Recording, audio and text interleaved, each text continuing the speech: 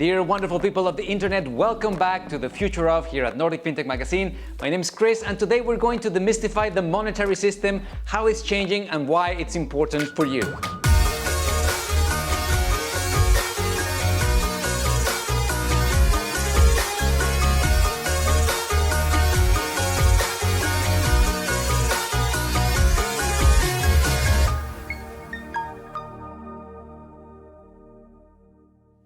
In our previous video, we talked about the future of money, and specifically we talked about the future of trust.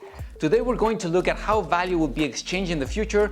So before we get into that, we have to understand our current monetary system. Modern banking emerged to satisfy two main needs: the need to store money safely and the need to make the distribution of money more efficient. Now, back in the 1500s, if you had some money left at the end of the month, you may have wanted to get your money to work for you and lend that money out in exchange for some interest. So you could have gone into the streets in the hope of finding someone in need of some money that would also be willing to pay the interest rate that you wanted to charge them. But this, of course, was very inefficient and very risky, as you didn't know if the person would be able or even willing to pay you back. So instead, you could go to the bank, deposit your money, and let the bank go through the trouble of finding people to lend them money to.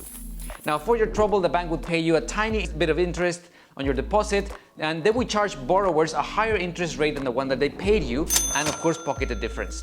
Now, as the system evolved and more sophisticated forms of credit emerged, banks realized that it was unlikely that everyone would ask for their money at the same time or do what's called a bank run. So they figured out a clever way of lending out more money that they actually had in deposits. The complexities of the fractional banking reserve system, as this bit of financial magic is actually called, is beyond the scope of this video. But what's important to understand is that for many years the system has remained pretty much unchanged.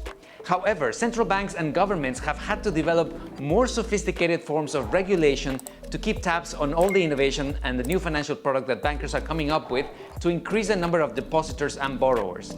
Now, the system is not perfect. It lends itself to different types of fraud, including money laundering, identity theft, and other types of illegal activities. But for the most part, the system did what it was designed to do, which was to make the distribution of money more efficient, so banks and regulators were prepared to accept some risk. Now, that was, of course, until the financial crisis of 2008. And at that point, the global monetary system had become so complex that it was almost impossible for any central authority to keep tabs on all the innovation that was taking place, which led to unhealthy levels of risk being taken by banks. After the credit crunch, a group of technologists began to reimagine the global financial system, and they did this by going back to first principles of scarcity, proof of work, and communal record keeping that we have discussed in previous videos. See, the idea was to use technology to create a system that would protect the privacy of its users, while at the same time making all transactions public and visible in real time to the entire community. Now, by doing this, the system could pretty much protect itself against fraud, malicious intent, and other types of activities. Today, we have reached the point in which technology can replace the function of governments, central banks, and regulators when it comes to money. And it does so by automating things like the issuance of currency, record keeping of transactions, and the enforcement of regulation, all while removing the need for a central overseeing authority, which makes the transactions cheaper and faster. Now, the reality is that what we are seeing goes well beyond an alternative monetary system. We are really seeing the result of a monumental battle of ideologies that reaches to the core of how we organize our governments, our economies, and our societies. On the one hand, we have the traditional monetary system, which is based on strong central institutions that society has appointed to look after our money. On the other hand, we have an open, transparent, immutable system that makes the need for central agencies obsolete, and instead uses technology to issue currency, connect borrowers and lenders, and keep track of all transactions, as well as enforcing regulation. Now, the basis of these opposing views lies directly on the back of values such as freedom, transparency, and equality of opportunity. The reality is that money is so embedded in the way in which we live our lives that we have just come to accept that the government's absolute monopoly over it is the best way of handling our money. But technologists, of course, disagree, as new types of currencies, specifically things like cryptocurrencies, are created without the permission or involvement of the government, or any other organization for that matter. Now, these types of currencies exist exclusively in peer-to-peer networks and are regulated by code that is copied in real time across thousands of computers that are connected to the same network, making it practically impossible to alter. If someone with malicious intent wanted to alter the system to their advantage, they would need to be able to alter thousands of identical records across a distributed network of computers. This technology is no longer news. You may know it as distributed ledger technology or DLT, but it's also better known as blockchain. Now, for those of you working in finance or in technology, you've probably heard that blockchain is a solution to a problem we don't have. However, nothing can be further away from the truth. The reality is that those who claim that there is nothing broken that blockchain can fix are either in denial about the many flaws of the monetary system, have either come to accept that there is no better way of dealing with money, or are just purposefully trying to undermine any technological alternatives that would diffuse the power that has enabled central banks, governments, and other financial industry players to exert a monopoly over money and monetary policy. You see, the distributed nature of blockchain means that accountability for the proper functionality of the network is distributed amongst its users rather than placed on a central body accountable for its operation. Now, by removing the central banks or governments as the middleman, these systems are becoming more accessible, more transparent, and more democratic. Blockchain-based systems are designed to be extremely secure. If you don't believe me, just ask James Howells, a British man who accidentally threw away a hard drive containing the key code to its digital wallet.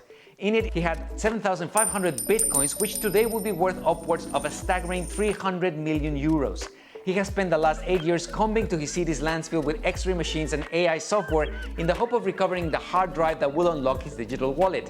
His 300 plus million euros are still safely stored in his account, so safe that without the key, no one, not even him, can access them. So these systems are cheaper, fairer, more transparent and secure. What's not to like, right? Well, the technology as it stands today presents a few sustainability challenges. Specifically, in the case of Bitcoin and other cryptocurrencies, they require significant energy to operate. There is also a matter of capacity, whereas the more distributed a system is, the less transactions it can perform per second. However, technology is moving at a breakneck speed, and I believe that these two concerns will eventually be resolved through innovation. Now, the main concern we have, or at least that we should have, is that mistakes do happen, and at some point your great-granduncle is going to press the wrong button on his computer and send all his savings and pension funds to an anonymous account in the Cayman Island. And, well, good luck recovering those funds. Now, in our current system, the intermediary, which usually is the bank, is accountable for the functioning of the system and is liable when things go wrong. But who do you appeal to when there is no one in charge? Can we really trust entirely on code? Another thing we should be concerned about is the fact that while there may not be any central organism accountable, this system is still being developed by groups of coders. The attributes and the governance of each blockchain originates with the developers. And do we really want to entrust our finances to groups of unaccountable and unelected technologists behind these new systems? It has already happened with the world's data and information flow.